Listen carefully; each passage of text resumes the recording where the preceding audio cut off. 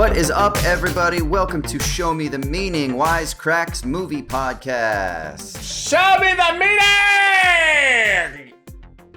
Alrighty, and this week I, Austin Hayden Smith, am joined by the Show Me the Meaning crew of Ryan Haley. What's up, film fans? Or Red State Ryan, as he is... Red State Ryan, as he has come to lovingly be known in the chat. Oh, in the chat? Nice. In the chat, we always get is that Red State Ryan? It's me, man, here to talk about the fog. And Raymond Creamer. Hey, everybody, how's it going? All right, so a little bit of housekeeping before we get into today's episode. First, we want to let you know that we did run a Patreon poll, and there were some films that were selected by the three of us, and we let y'all vote on which film we would be covering out of the 6 that were up there. And I just want to go through the results real quick.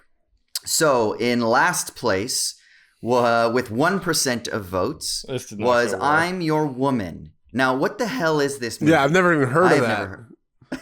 I'm Your Woman is a movie that came out last year, and last month I was trying to catch up on a lot of 2020 movies that I had missed over the year, and I gave it a watch, and I really, really enjoyed it. It's kind of a deconstruction of a crime movie that sort of follows the kind of characters that would typically be sidelined in a crime movie, specifically, you know, the wives and girlfriends, the sort of scorned women who are always pushed to the edges of the frame in more traditional crime pictures. But I really, really loved it. Raymond, what is your current record in winning these Wisecrack movie polls?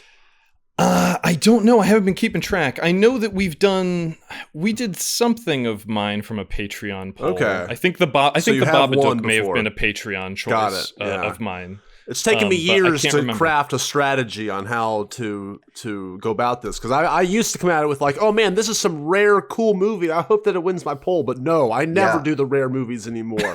You got to go with Hook, baby. Fan favorites. Yeah, fan favorites. Crowd pleasers. All right. So the last place was I'm Your Woman with 1%. Second to last with 8% was my choice of Mud. The third to last choice with 15% was Surf Nazis Must Die. Went out on with that one. Yeah. I'm going to have to just say we got to put that on the list at some point. I would say that's fantastic. Surf Nazis Must Die is number 4 in the Patreon poll, but number 1 in all of our hearts. That should have skyrocketed. You can have a whole historical breakdown on that film. You know, it's a retelling of World War II with just surfers. You know, surfing, Nazis, death, everything. All that for stuff. The whole family. Yeah. In third place was Sound of Metal, which is another film that I don't know anything about. I've been wanting to see that. That's the drummer who starts going deaf. Another great 2020 flick that I caught up early this year. Very, very good lead performance from Riz Ahmed. Good performances all around. Oh, I love Riz Ahmed. Okay, great. And then in second place was my choice, Another Round, which is the new Vinterberg-Mads Mikkelsen team up, which I'll probably actually see in theaters. Yeah, I think I'm going to see it this weekend actually at the Ritz Theater. Have you not seen it yet? Sydney know the Ritz. I haven't seen it yet. Oh, okay. I figured since you threw it out there that it was one of your favorite. I haven't watched it, but I've heard it's great. Well, so that's the thing is everybody that I talk to say it's amazing. And I know that it's got like some Kierkegaardian themes. So I feel like, and I love Vinterberg. He's one of my favorite directors, and The Hunt is one of my favorite films.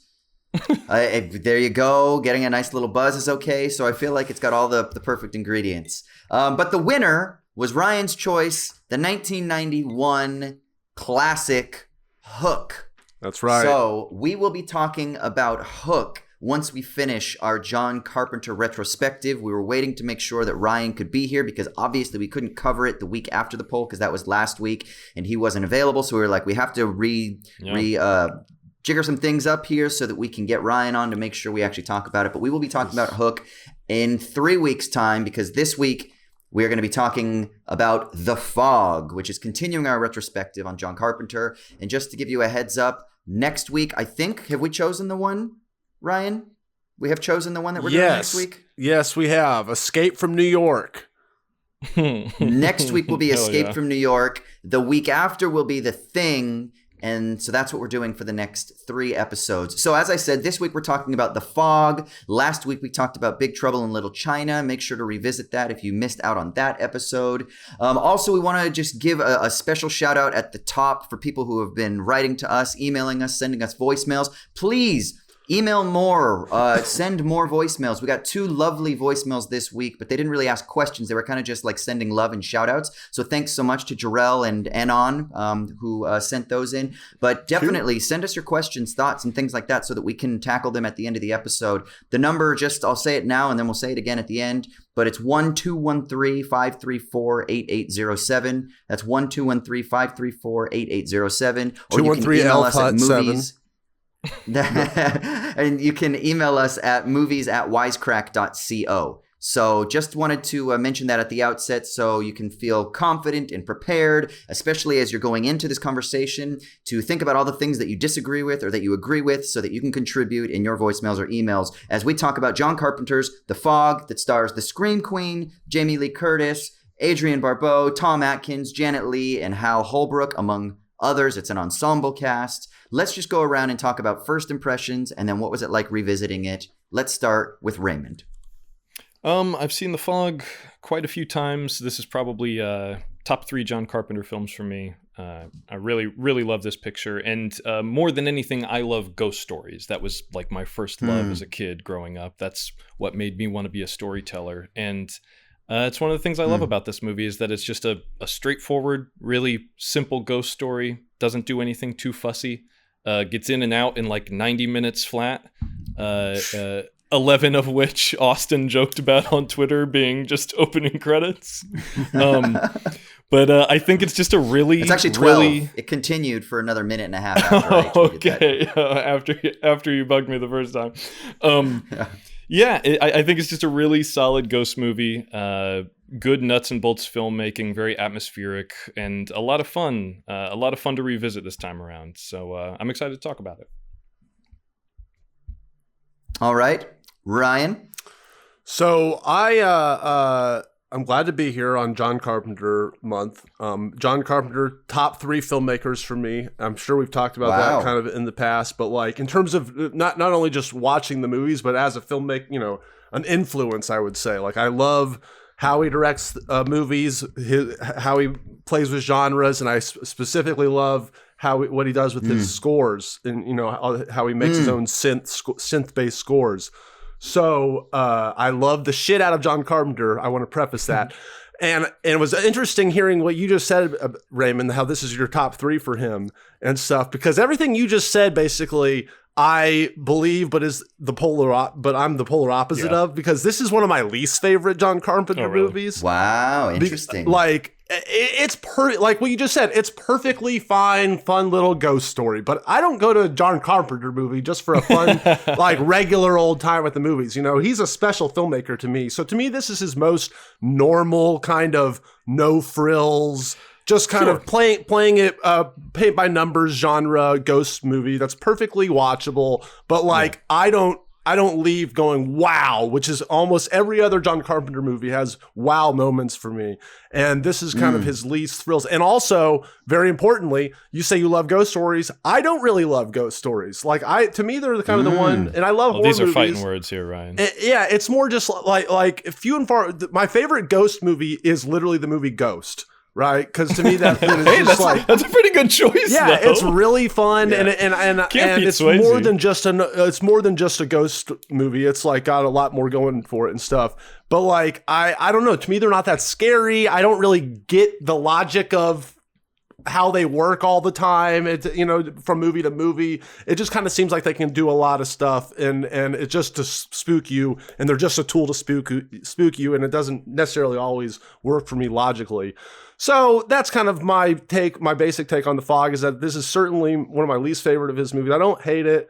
There's some John Carpenter movies I actually don't like. I'll try to think of those in a second. But yeah, this one's middle of the road, but so I think we're going to be polar opposite views on this one. No, I get that. I think that's a pretty fair critique. And all the stuff that you said just now, I kind of agree with, but to you, it's kind of a bug, and to me, it's a feature. I like that it's stripped down. I like that it's simple and in some ways unsophisticated, but I totally see where you're coming from. Cool. I have not seen this film since I was a kid. So this is, again, revisiting some... matter of fact, any of Carpenter's films that I've ever seen, except for Halloween, I haven't seen since I was a kid. So this will all be kind of interesting for me, kind of revisiting these things. Mm-hmm.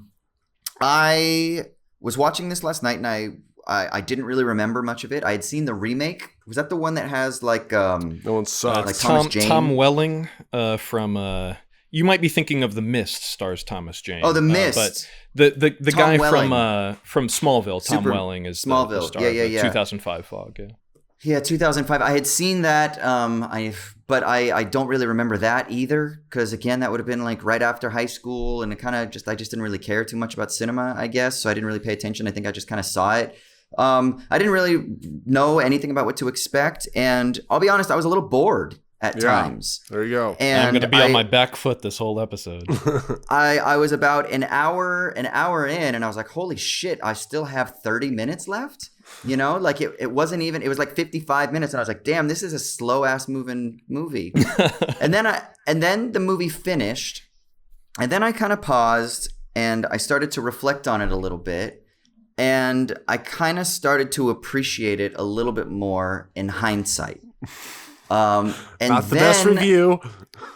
I know. And then I actually read a couple of reviews. One that was from 1980 by Ebert, where he basically makes the same claims that Ryan Haley makes about ghost stories and stuff like that.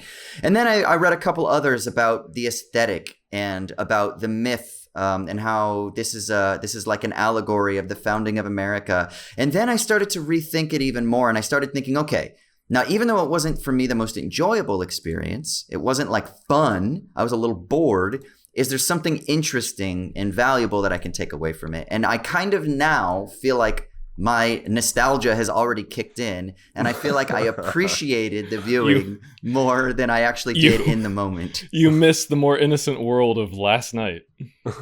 I do. I absolutely do. So that's kind of my impression. So okay, so let's jump into a quick recap. Yeah, go ahead, Ryan.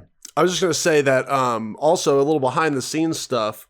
John Carpenter was very disappointed himself with his first rough cut of this movie. He was like, "I've literally made a movie that does not work," and if he's going to be honest with himself, and he apparently 1/3 of the movie you end up seeing was reshoots. Right. So yeah, like never even a good the sign. cold open, right? The cold open wasn't in the original cut. That was added. The movie was running too short, so they added like the framing device and stuff. And that may also be one of the reasons that that 11-minute credit sequence is so drawn out, where they're just building atmosphere for that first 9 or 10 minutes there. And I want to get into this on the other side of the recap, because I feel like what this film, where it errs in storytelling, because the narrative is so loosely strewn together, I think there's something interesting in tone, mood, and atmosphere that we actually can ponder over. But anyway, let's get into the recap. It's going to be a really simple recap, because to be honest, I don't think, again, that this is really a plot-heavy film. It's not that intricate.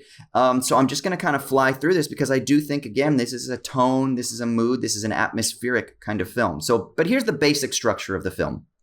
We start off in coastal Antonio Bay. It's about to celebrate its 100th anniversary as a town. However, the town priest, Father Malone, learns from his grandfather's diary of a dark secret about the town's founding. 100 years ago, a clipper ship was intentionally sunk in order to prevent the leper-ridden crew aboard the ship from reaching the shore and establishing a colony. What's worse, the ship was then plundered for its gold, and this gold was used to found the town. So on the 100th anniversary, this glowing fog begins to roll through the town, bringing with it vengeful revenant crew of the sunken ship who kill and maim the townspeople. To be honest, really, though, the plot is rather thin and scattered, as I said. A bunch of different townspeople and an outsider, played by Jamie Lee Curtis, try to figure out what's going on and also survive the fog. Lots of people's eyes get gouged out and their skulls get crushed and whatnot. Eventually, the ghostly crew, led by the leprous Blake, reach the church where Priest Malone offers... is kind of held down and stuff like that, and offers the gold back to... and himself, actually, to Blake and the crew to spare the town and spare the others and whatnot. Blake grabs the gold cross. It glows, and then it disappears. And then Blake and all the revenants disappear as well. So it seems that all is right, or all is well, right? Well, no, because the film then ends with Malone wondering why he was spared. And just as he's doing so, the fog reappears under the church doors.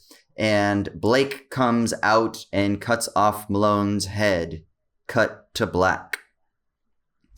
So, we're going to get into all of the details now, but before I do that, we do have to give a quick shout out to our sponsor of this week's episode, which is Skillshare. Look, things are freaking tough at the moment. We understand this. People are in lockdown. They're experiencing burnout. They're stressed, isolated, etc., etc. This is why Skillshare can be so cool, because you can unleash your creativity and pursue your passions right from the convenience of your home.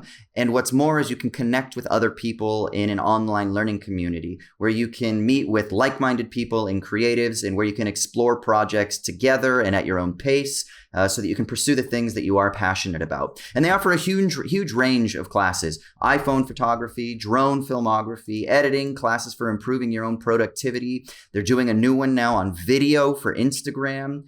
And then the one that I'm really interested in is titled Artivism, which is creating inspiring art for social change, which is, as somebody like myself who is an artist, I do believe in the power of art to change people's minds, to change society. So I think that this class is something that will be really exciting. I haven't taken it yet, but I'm actually looking forward to doing so. So if you want to get in on all of the goodies and explore your creativity, connect with some cool people, go to Skillshare.com/SMTM for Show Me the Meaning, and you'll get a free trial of their premium membership. That's Skillshare.com/SMTM, and you get a free trial of their premium membership, or you can click a link in the show notes below. Okay, let's get back to chatting about the fog. So, what do we think here? Let's start first with the aesthetic, right? We talked about this a little bit last week. I read a couple reviews that they said that the fog is like peak culmination Carpenter aesthetic. What does that mean? And is it?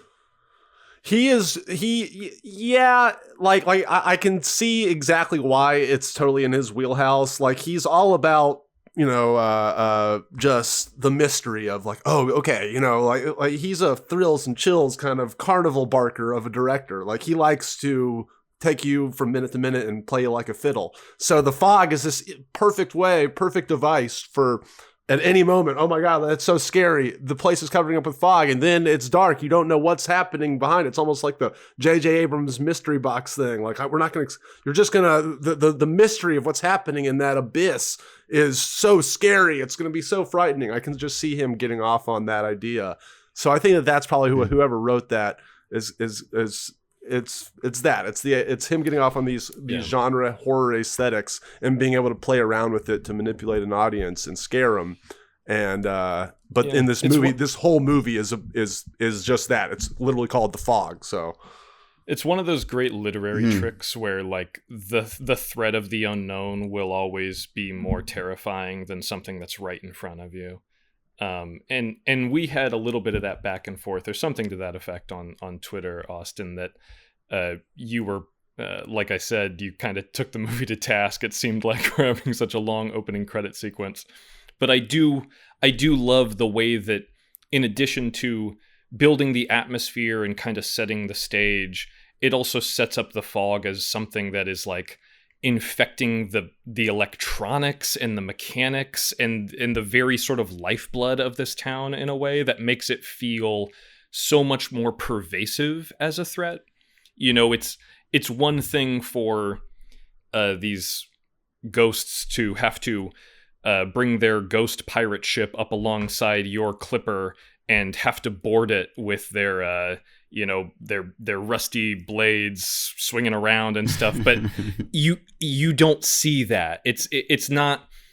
That's not how the threat enters the room. It's just like, if the fog can get in, you just want to be somewhere else when it starts to clear enough to see what's within it. It's that great scene where the fog overtakes that ship that's out off the coast, and it's just all of a sudden they're on the deck. Like they are more, they're like riding the weather more so than they are their own ship, even though you do see glimpses of their ship throughout it. And I just think there's something very cool about that. I just like how unstoppable, and I think the words I used on Twitter, where it's just like a borderless threat. There's really no limit that you can put between you and it. There are very clear rules, but it's so difficult to know how to evade it other than just stay out of the fucking fog. That's right. It can go under the door like it does at the very end. And if the fog can seep in there, and it does even inside the houses at one point when it's like all the windows and things are closed, but it's still seeping through the cracks a little bit. There is something interesting. I wonder, and I don't know if Ryan was just intimating at this, but the film is called The Fog. Is the film, you think, obviously that's a very sort of on-the-nose title for the kind of villain of the film, you might think, right? But at the same time, do you think the film kind of leaves the audience with a sense of a fog, right? A sense of ambiguity? Is there that it lulls you into its own pace, that it lulls you into its own eerie, boundless, meandering style with its long takes and things like that? Am I being too meta here? Like, but I wonder if that's a funny meta take. Yes, and the fog literally rolls over you like a fog. I get what you're saying, but no, I don't think that was necessarily in his writer's room in his head. But like the fact that I do think that he has a place in his heart for, he made The Thing, obviously, so he likes naming his movies after the monster, where it's like, oh, we're gonna go see the Thing, the Fog, the Starman, his other movie, the Starman, right? Even though it's not the with the famous monster Jeff Bridges, right? I just think that he's trying to make a classic a monster movie, but like you're saying, Raymond, that this monster is not really a monster; it's the weather. And it's just the way of which the monsters come into our lives is you see the fog roll in. So I think that he's definitely trying to set you up for, you want to be scared of this fog. Every time you see this fog, something bad's going to happen. That's him playing you. Now let's talk a little bit about. So we've got the fog, which is the bad guy, and let's talk a little bit about how. Yeah, he will find you, just like Mike Myers will find you. Right? So, which this movie is written by the way. Oh, yeah? This movie is written by Nick Castle, co-written by Nick Castle. Oh, yeah. Is Mike Myers. He plays the shape in them. Oh, yeah. Amazing. Okay. So let's think a little bit about, is there a similar motif explored? The small town that is ravaged by this like relenting force, right? You get something similar here. You get something similar in Halloween. Is there something that Carpenter is exploring about small town America, about the anxieties of small town America? Is there something interesting that's going on there? And why is it so creepy, right? Like in Halloween, the empty homes of suburbia are like truly frightening, right? This like isolating, dark, dead corpse of a town. And then similarly, you have kind of death rolling in through this town to kind of reclaim or to correct an imbalance. Is there something that Carpenter, like, did he grow up in suburbia and he fucking hated it? Or what is he saying? I'm sure there is that to a certain degree. And I know that a lot of Halloween's impact when it came out was that notion that like you're not safe in what should be the safest spaces, the sanctity of the home is violated by this relentless, just pure evil. The one thing I will say about the fog is, at the very least, the threat does have some kind of justification. We sort of, or Austin, you mentioned before that as common with a lot of John Carpenter films, this does have a little bit of a social or political message or underpinning to it. I think you can enjoy it just as a straightforward ghost movie, but there is also, like you said, some commentary about American settler colonialism and the sins of our fathers, so to speak. Yeah, absolutely. And I like that about The Fog. It's one of the reasons I prefer The Fog to something like Halloween, while Halloween has its merits. And I think we'll probably circle back to that one in October and talk about it more at length. When I watch a horror movie, if there's going to be a body count, I want to think that there's some degree to which those folks have transgressed. Like, there are great exceptions to the rule. There are plenty of wonderful movies where evil is just evil for evil's sake.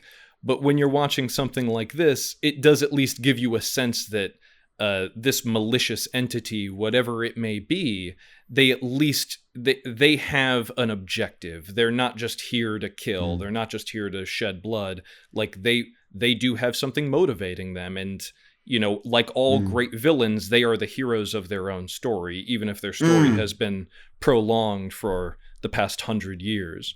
But I don't know. I'm curious what you guys think. And to the suburban part, like, does he hate the suburbs? I mean, I think that it's just a cool device, kind of like how David Lynch will set a lot of his movies and just like the squeaky clean suburbs, but there's this dark underpinning underneath. Yeah. Like, this cool coast town was actually founded, on all this gold stolen from a leper colony, basically. So. Such a bizarre origin too. Right. And yeah, because John Carpenter is very much a populist filmmaker, right? So he's super into like fuck the man who there's this kind of untold people's history, Howard Zinn style of shit that you don't know about the founding of your country or whatever. And so that's kind of like he's inserting that a little bit into this ghost story. I was just going to say that does bring up one thought for me, that for a long time I've had one little quibble with this movie, and as much as I love it, if I had to pick a criticism of it, I think this film, being steeped in the tradition of ghost stories, and specifically like New England folklore and ghost storytelling, it has a lot of the same motifs as a lot of like sea-bound New England folklore. I'm kind of upset it doesn't take place in New England. It's just a weird thing, and I know that it's more of a me problem than the movie's problem. But when you read and study ghost stories and folklore, a lot of it phases out by the time that we got to California, just because with the onset of modernity and industrialization, things that helped us try and work through the mysteries of life, like ghost stories and superstition, kind of fall by the wayside.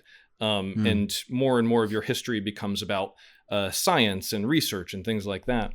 And I just think that if this movie took place in New England in the fall, it would just be that little extra atmospheric touch that puts it over the edge from like a really solid horror movie for me to being a yearly rewatch in October. I think it would be a great Halloween time rewatch. And as it is, I come back around to it just every once in a while. I don't like seeing those Northern California coasts. Like, I would watch this every year if it was set in Boston. 100. I would watch this every October if that were the case. And it's funny that when we talk about Halloween, that movie has that sort of autumnal sense. They make a point of getting the leaves out on the street and stuff like that, even though that movie was shot in Pasadena. And if you look at the leaves on the trees, they're still perfectly beautiful and green. None of them are going to fall anytime soon. But it is just that little touch when you give the power of suggestion to the audience, their mind kind of fills in the blanks a little bit. Yeah, I did think about the Lighthouse when I was watching this, actually, because I did, and that's something we did talk about on the podcast. Yeah, and I did think about some of the maritime myths, and to me, they are so wedded to the Northeast. And I was actually surprised, again, that this is like Northern California as well. It didn't take away from me as being somebody from California. It actually kind of did the opposite for me. What it did is it sort of added a level of mystique to my state that is oftentimes so bound to the story of LA and Hollywood that you kind of forget sometimes when people talk about California that actually no, like Northern California exists and Northern California is cool and Northern California has its own stories. And so for me, I was kind of like, ooh, maybe this is like a cool myth that we could say derived even in the coasts of Northern California. So like I was thinking about it, but it didn't detract from me. It actually added a cool layer to my state that I think is oftentimes maybe misunderstood or missed out on. What do you think about the storytelling device at the beginning, where you have this old, ship captain that is telling this story? For me, it works so well because one, the way that he aggressively closes the watch, where it's kind of like, get your attention, wake up, it's story time. And then he tells this story over the course of 5 minutes, which is perfect because you have 5 minutes, right, left until midnight. And then the camera just slowly kind of pans upwards until he's out of frame as he's looking up. And then it dissolves into the kind of day of the 100th anniversary, which to me is just a continuation of the story. So it's almost as though the whole narrative device is that Carpenter is telling us a ghost story itself, rather than it just kind of being a display of a ghost story. The film itself is kind of a telling around the campfire. And so it kind of fits into those traditions that you were talking about, Raymond, that you said you loved so much as a child.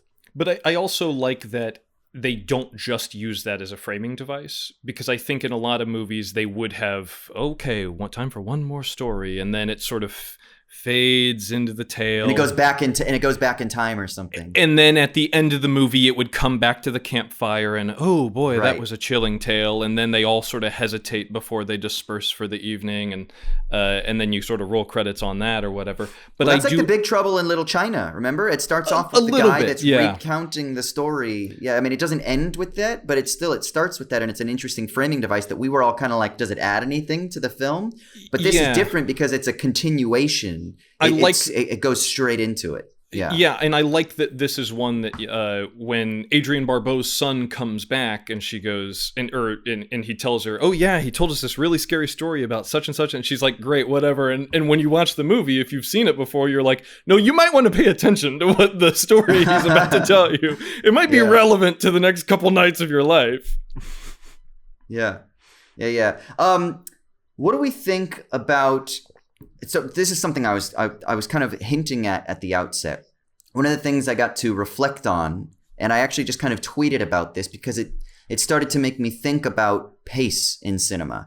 And I think one of the things that I really appreciate about the pacing of the storytelling, about the pacing of the slow-moving fog, and it seems as though the film moves at the same pace. Maybe this is me being too meta again, but the film moves at the same pace as a slow-moving fog as well. It does. Right? It's not a good thing. But here's one of the things I'm wondering. There's something about slow cinema or slower cinema, because this isn't properly slow cinema. It's only 90 minutes and it still kind of gets in and gets out. But those 90 minutes did feel like 2.5 hours. So it's not like it's okay, so watch it on 1.5 speed like every other fucking movie. Yeah. Jesus. And it's going to be fantastic. Double for this one.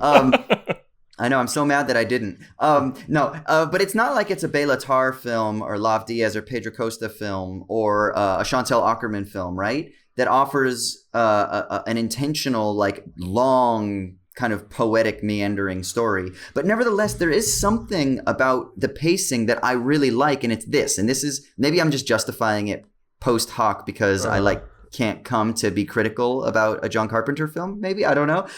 But it almost... It invites us to wait with it. It invites us to tarry with it. So without making a judgment or without just simply being carried along by bing, bang, boom, excitement, stimulation, right? It actually invites you to kind of pause a little bit.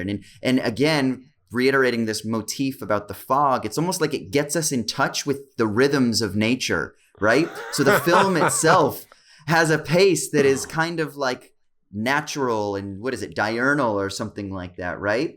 That moves with like the actual rotation of the earth and the flows of the wind or something like that.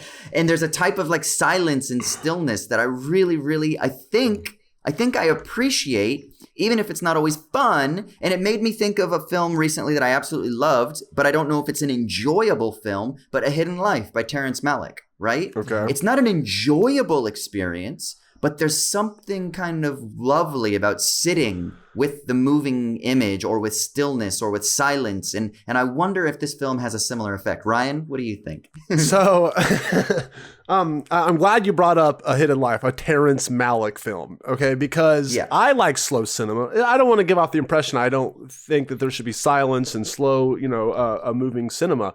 But this is the Fog is, to me, the worst kind of slow cinema, because you don't go to John Carpenter's The Fog to have this Terrence Malick-like experience, okay? You go to for your John I mean, I'm not saying he has to be, and if he was making his own meditative film that was like, this is not like my other films, that's one thing, I would judge it on its own merits. But he's making basically a ghost movie. He's making like a genre movie. He wants it to be like his other films. This is a Saturday night drive-in movie with your friends, but it's a slow one of those. Not good, John Carpenter. Like that's not. I think he was going for really. But it's perfect because then you can make out with your partner in the car and eat popcorn and throw it at the screen, and then you don't miss anything. It's like a soap opera. In his mind, you come back and. In his mind, I think he wants every moment of that is of suspense in The Fog to be very suspenseful, right? To where it feels like, oh shit, what is about to happen? He like his goal would be for it to feel thrilling even when nothing is happening, because you are so worried about what's going to happen in The Fog. But I don't think it succeeds at all. And I think that even after his rough cut, he figured that out, where he's like, dude, I made a pretty boring movie. It's a lot of smoke machines going off. And I think that he is probably thinking his lucky stars that it cost $1 million and it made $20 million. So it's a success, but he knows he made not up to his normal par for a movie. He made a too slow ghost movie. Do we think, though, that this is us after Paul Greengrass and jump cuts and after fast ads? Do you think that our minds now have been so distorted that now we can't enjoy it? But if we could go back in time to 1980 and watch this film with maybe a slower paced consciousness, do you think we would have a different take? 0%. He already made Halloween at this point, right? And Halloween, for most people that watch it now, Halloween has a similar kind of. I was about to say that most people that watch Halloween now, it's a little dated of a movie, right? It does not move the same pace as your normal slasher film, but to me, it still works infinitely more because you're not. It has the cool device of, the first person slasher thing going on for it. It's not literally starring fog, dude. It's not smoke is not that fun to watch at the end of the day. And it's not that terrifying. Well, I understand where you're coming from. I hear you on all of that. I guess the one thing I would push back on a little bit is to say that while you imply that The Fog is not like his other movies, or that his other movies are faster paced and what have you, is slightly. I mean, at the end of the day, though, horror is a very big genre. There are a lot of different interpretations of it, and especially when you start exploring different subgenres and stuff. Like, as I said earlier, I'm a ghost story fanatic, and I could recommend 100 other ghost stories that are paced like this, that are kind of slow rolling like The Fog, if that helps you, Austin. And then there are hundreds of other great ghost stories that get in and things start moving. The Babadook, I think, is one that's a little bit faster paced that we've talked about on the show. So I do hear you, Ryan, and it's definitely different strokes for different folks. And I get why some people might not like this. And honestly, I would say, knowing that the work cut of this was 80 minutes before they went in and started putting stuff back in, I'd be down to watch an 80-minute version of this. I'm not saying it couldn't stand to lose a few minutes here and there, but I think the thing that appeals most to me all around is just that it is just a really, really solid nuts and bolts ghost story. And there aren't a lot of folks that just do that and that have the confidence to just let that story be its own thing. And they're always trying to add twists and turns, and there's always a new hook, whereas this one is like, nah, it's exactly what the fucking book that Hal Holbrook found says it is. It's like, these guys are pissed at us and they've come for blood. Well, really, I was mainly addressing just the slow pace that Austin was talking about. Because, yeah, like I said at the beginning, I agree with you that it's well told. But let me put it this way. Like, if you were to tell, like, Ang Lee or Terrence Malick, hey, I found your movie kind of boring. They'd probably be like, all right, well, that's probably not for you, right? I make kind of deliberately paced films, and it's just, if you're coming for a fast, this movie's being pitched at the But if masses John Carpenter, if you told John Carpenter, if Austin had said, I found this movie boring, he would be terrified, because he wants to make he doesn't want you to leave going like, oh, well, hey, this movie's just too meditative for you, too slow paced. He wants you to be terrified, I think, is his goal. And I think that this was a failure on his part. That's all I'll say. Yeah. So in the chat, Bree's Thoughts said, I adore The Fog. It was totally creepy and scary to me. Did you find it creepy and scary? Did you guys? That's the thing for me. It wasn't creepy and it wasn't scary. I think Ryan's right that Carpenter intended that when the fog is moving that we would be on the edge of our seats the entire time. But I didn't get that sense of creeped out eeriness. So for me, like we're going to talk about The Thing in a couple of weeks. The Thing is one of those films that is creepy and scary and eerie because of the tension that it builds, right? Yeah. And I don't think that The Fog was as successful for me. But do you guys think it was? Like, maybe as a kid I would have been fucking scared, but maybe I've just been jaded by like Paranormal Activity jump scares, and so it wasn't enough like, ooh, creepiness and scariness for me. I don't know. I really don't think of it as a deeply scary movie. I'm sure that maybe if I had seen it at the time or if I had seen it when I was younger, I might feel differently about it. But for me, it works as a story, just straightforward. And because, once again, I'm so obsessed with ghost stories just as a thing, I like the atmosphere. I like the buildup of it. I like spending time in this little town and getting to know these people and all their little problems. And then just having, I think most ghost stories that really, really work, or at least for me, the best ghost stories are instances in which the ghosts function as a metaphor for either some trauma or repressed memories or some other kind of allegory, and something like this that uses these ghosts as a metaphor for colonialism or settler hegemonic culture. It just the way that we sort of shuttle people to the margins so that we can have a more comfortable life. That it works for me. I like that it's engaging with some bigger ideas.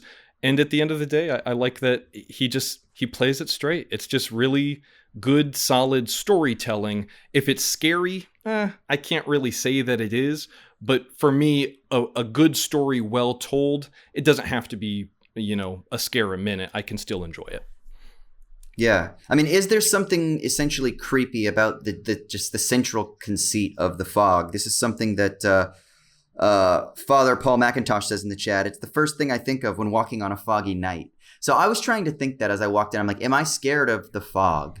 Like, am I scared that something's going to jump out and get me? And I grew up in the suburbs. And for me, maybe it's also just that I don't find the fog very scary. Now, maybe it's because if I'm not a ship captain, if I were a fucking maritime sailor, then the fog is terrifying because you're going to run into the shore or something like that. And so you're going to follow the light, and you follow the light and then you crash, right? So like, that's kind of what's going on here. But I'm not a fucking sailor. So the fog, I'm like, cool, just turn on your fucking headlights and you'll be fine. So like, I'm not afraid of the fog, So maybe that's why it wasn't scary for me from the outset. I don't know. I was way more scared of and liked The Mist more, the Stephen King. I love The Mist. Movie. So like in terms of movies where smoke is the monster, I prefer The Mist. And if you watch that movie, because there is instances, where it's a long push-in shot of the mist, and I'm like, oh shit, like I'm actually kind of like something's about to happen, and I don't know. There's like it's more tense. Whereas here, it's kind of like, okay, how is John Carpenter going to make these kind of scary skull monster people in the fog come out and scare me?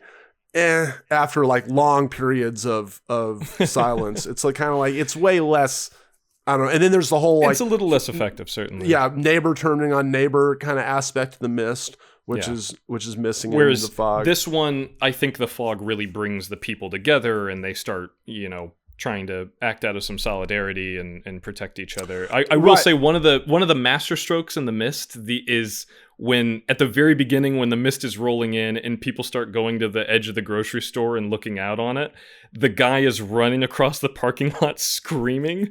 And when he comes in, he's got like blood down his shirt, and he comes into the store and he just goes, "There's something in the mist." And they're all just, you don't see it. You don't know what it is. He can't describe it. He's just positive it's there.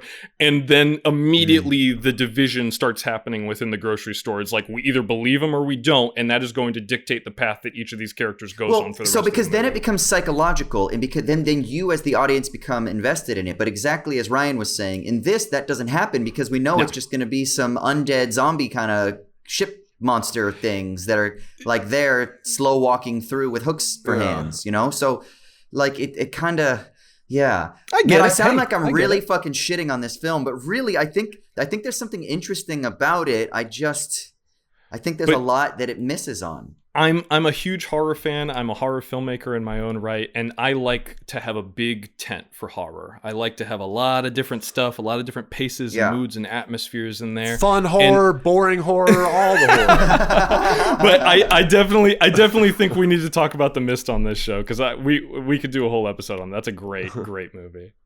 Okay, final thoughts, Ryan, and then we're going to jump into the mailbag and answer some people's thoughts and questions. My final thought was just kind of touching on a question you brought up earlier about why doing the suburbs, and I think that it's a fun. On top of what I said earlier, kind of about how David Lynch also uses it and stuff, like there's a dark undercurrent, but it's fun to see all these people who are very close, a close-knit community, become even closer through some absurd, extreme circumstances. That's just like, I think, a cool trope that he is taking advantage of here. And it's not necessarily that he hates the suburbs, but it's just fun to watch all these people confront that. And then also the fact that it can happen, anywhere. Like kind of like Halloween, where all right, this isn't just some big city. This is like literally where any of us lives, out in the supposedly safe suburbs. Like that's a kind of subversive plot a little bit. So anyway, those are my final thoughts. Well, let's go ahead and wrap up there. Please continue discussing in the chat below. Obviously you can. Oh yeah, go ahead. Go ahead, Raymond. Before we move on from the fog, just real quick, before we move on from the fog. Yes. I said it on last week's episode, but I just want to say it again. Rest in peace, Hal Holbrook. He's one of the stars of this picture, and today is actually his birthday as well. Wow.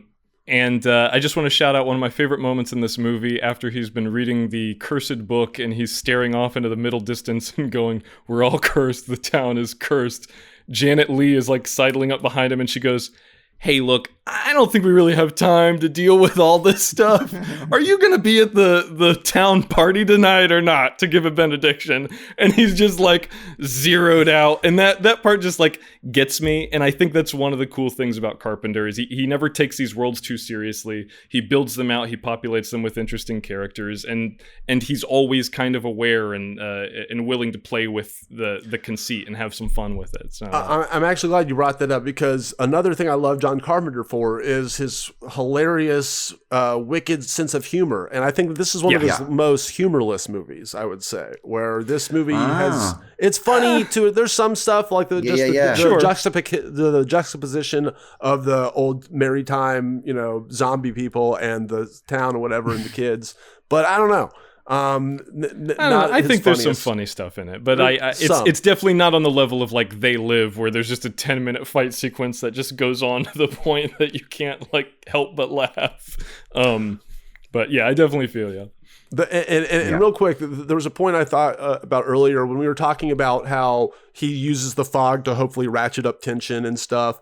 And if it doesn't work, then literally the movie doesn't work and is a failure. And I which I think to the degree it is. But I was listening to this awesome conversation between Tarantino and Edgar Wright. It's like a 3-hour thing. I haven't listened to that yet. It's awesome. And they basically talk about this exact thing where Tarantino basically says like, my whole career is me making these sequences where I'm ratcheting it up like tension like a rubber band. And if it doesn't work, Eric, if you don't buy the payoff, then I've fucked up to such a degree, you're going to hate the whole thing. And I think that to a degree that movie has this problem where it's kind of like, if the fog if you don't buy the fog, if you don't believe in the fog and get scared about the fog, this movie will suck to you, kind of. It's just kind of like, well, then there's nothing for me here. And I think that movie kind of, unfortunately, I think you can make a better version of this. I know that the remake sucked, but I think that there is a version of The Fog, which I think maybe is The Mist. I think there could be a good... Yeah, maybe The Mist is the amped up version of this. Yeah. But I will say also just Juice Mofo coming to my defense in the top chat. I think it's because the scary thing about Fog/Mist is the unknown. The problem with this movie seems to be that it explains all its midichlorians in the first half. So I see both parts of that comment, definitely. I think both of those are right. And if all of that stuff being front loaded is kind of a buzzkill for you, then if you're not on the movie's wavelength, it's just not going to work. All right, so let's jump into the mailbag. As we said at the top of the show, I'm going to reiterate it. Please give us a call and leave us a voicemail. Thanks again to Jarrell and Anonymous for the love this week. You can call us at 1-213-534-8807. That's 1-213-534-8807. Leave us your thoughts and comments and opinions and disagreements and whatever. You can also email us, movies@wisecrack.co. That's movies@wisecrack.co. We're going to talk about a few different things, hopefully get through as many of these as we can. First, we'll start off with Michael, who has some comments about Big Trouble in Little China. Says, hey, Wisecrack, big fan of SMTM, and I was thrilled to see you cover Big Trouble in Little China. It's one of my favorite all-time movies. To age myself, I saw it opening weekend twice. My friends and I saw it at the 7 p.m.-ish show. Then we all turned around and saw it again for the 9 p.m. show. As far as any problematic sides to this movie, all I can say is that this movie opened me up to a lifetime of kung fu and Asian cinema fandom. I fall on the homage interpretation. Carpenter did his homework and delivered a movie that did things that took American cinema decades to catch up to. A worthy achievement no matter where you come from. And then one suggestion for the Carpenter movies, try Prince of Darkness. It's low budget, but some of the ideas presented there, from quantum physics to scientific origins of religion, offer a lot for discussion. Thanks and keep up the good work, Michael. So yes, Prince of Darkness. Unfortunately, we're not going to be able to cover it now, but maybe at some point down the road. But what do you think about this idea that, we talked a little bit about, like, are there some problematic issues with Orientalism or whatever? And was it an homage to Asian cinema and stuff like that? Michael was obviously indebted to this film because it opened him up to a variety of stuff that he wouldn't have been exposed to otherwise. Yeah, I can see that being one of the pluses of the film. I mean, I'm sure there are criticisms of it. We discussed this at greater length last week. But I think I even mentioned on our Big Trouble episode that this is the kind of thing that could point viewers towards homegrown kung fu movies. I think anything that gets people excited about discovering different aspects of film and film history, that's a win in my book, as long as it's not, like, obviously flagrantly problematic. And the other thing that I would say to its credit, or to reiterate rather, because I mentioned this last week, is that even to this day, you're not going to see a lot of studio films that focus so primarily on an Asian cast or an all Asian cast. It may be the case that Kurt Russell's the star of the movie, but to have that many jobs on one picture for that many Asian actors is, I mean, that's pretty good for its time. I know that a lot gets lost when you qualify things with for their time, but I'm pretty sure that this movie did the best they could to kind of make sure that they were handling this material sensitively, or at least in a way that would age a little bit more fairly than other pictures of its kind. Yep. Okay, let's go to another one on Big Trouble in Little China from Matthew. Says, hi all, love the pod. We'll keep this short and sweet, but just wanted to say I'm surprised no one mentioned that the Storm's character, the Raiden-alikes, are an homage to and or heavily influenced by the Masters of Death in Shogun Assassin, Lone Wolf, and Cub series. Now that's a fun set of films. Thanks from West London and take care. Have you guys seen what those? do we think about this? I have not. I've seen a couple of them, yeah. I wrote a review of them for a friend's movie site a couple of years ago, and they fucking rule. They're really? The absolute best. And one of the things In addition, there's I think 6 or 7 of them. They were brought over. They were imported as in America. They were called Shogun Assassin. In Japan, they're called Lone Wolf and Cub. They're based on a series of manga. But they're phenomenal. If you can, I would say check them out. I think they're all streaming on Criterion Channel. Lone Wolf and Cub. They did a box set of these a few years ago, and they're the absolute best. And they're all only like 80 minutes long, so you can just breeze through them in a week. They're really, really fucking good. You brought up Tarantino earlier, Ryan. They're watching Shogun Assassin and Kill Bill Volume 2 when she's reunited with her daughter. Nice. But yeah, those movies rule. Yeah. What do you think, Ryan? Any thoughts on that? I mean, I love I love the series, but I've seen the first 2, which I guess that means I've seen Shogun Assassin. But and they're comparing it to Big Trouble in Little China. That's the deal. Well, just that the Storm's characters are either like indebted to or heavily influenced by those characters. Okay. Yeah, I can see that. The first and then Shogun Raiden, Assassin, the character in Mortal Kombat, is obviously influenced by a similar aesthetic, right? So yeah, but the first Shogun Assassin film is it's the first 2 in the Lone Wolf and Cub series edited together. So that one's a little bit of a mishmash, but after that, I think the rest of the movies in the Shogun Assassin series are just a 1-to-1 translation of the movies from Lone Wolf and Cub. Okay. Cool. All right. So now we'll jump into the last email for today, which is really just a quite simple one. It's got no subject, from Steven, who says, would love to hear all your thoughts on the film Climax. Thanks. Oh, hell fucking yeah. Now, the reason I love that fucking movie. This is the reason I wanted to bring this up, is because I love Gaspar Noé. Mm-hmm. I love Noé. I, though, would think I would want to do Enter the Void, because Irreversible's a little heavy. I love it though. Love 3D is like whatever. You see it in it, people are having sex. The Distracted films, is that what they're called? Detracted films, whatever they're called. Those are fine. I Stand Alone's a little brutal. I don't know that I would want to revisit that. So I think Enter the Void and Climax is really fun. Yeah, Climax is fun. Yeah, so what do you think? I love Climax. I just don't think there's a lot to chew on. It's like, you know, we could get on and gush about it, but I don't know that we're gonna break down a whole. What's the meaning behind all the dancing? Well, I think Enter the Void might be that's why I say Enter the Void, because it would like enter us into a discussion of Noé and its aesthetic and style and stuff like that. But Ryan, what were you thinking?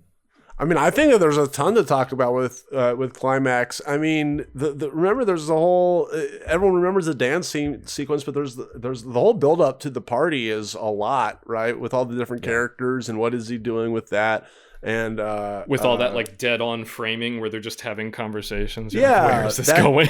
That kind of thing, right? And then what is he saying about all of it? I mean, I think there's a ton to chew on with that movie, and it's just such a.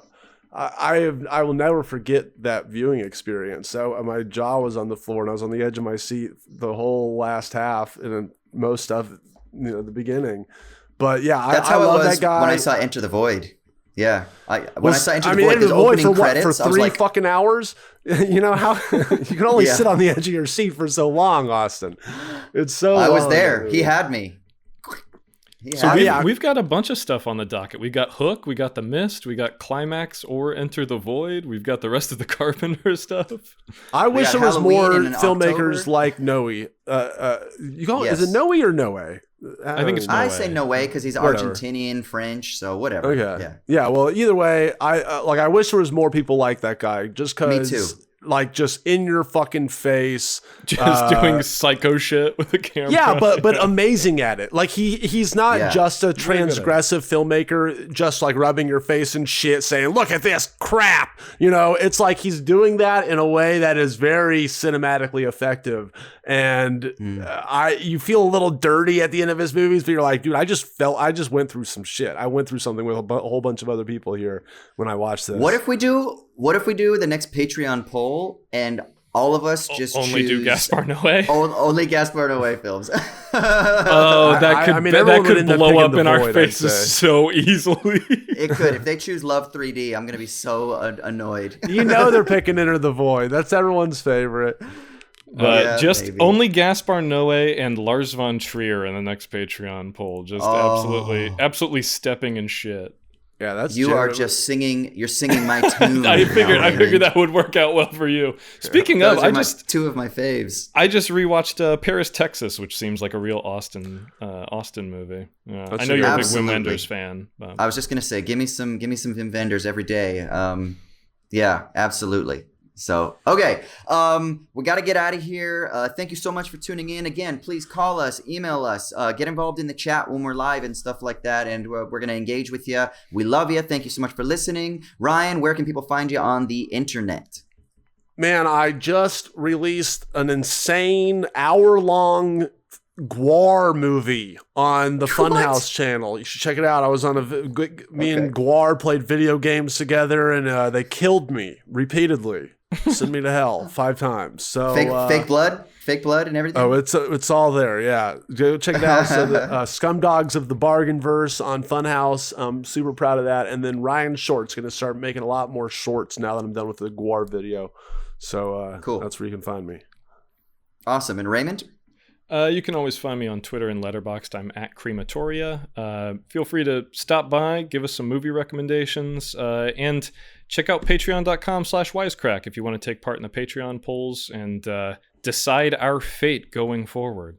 And you can hit me up on Twitter, Austin_Hayden, or on Insta, AUS_HAY. And I host a philosophy podcast called Owls at Dawn. We just did an interview today that'll be up this weekend with Sarah Jaffe, who is a writer and journalist who has a new book out called Work Won't Love You Back. So we talked about the phenomenon of burnout and work and all these other things, as well as the prospects of building better communities based around art and art communities. So great chat. And she's a wonderful journalist, wonderful writer. So yeah. All right. We love you. Thank you once again. Come back next week for what film are we doing, Rye? Escape from New York. Hell yeah. Holla. My favorite Carpenter. Ryan, send us out. Goodbye from Antonio Bay in Northern California. This has been The Fall.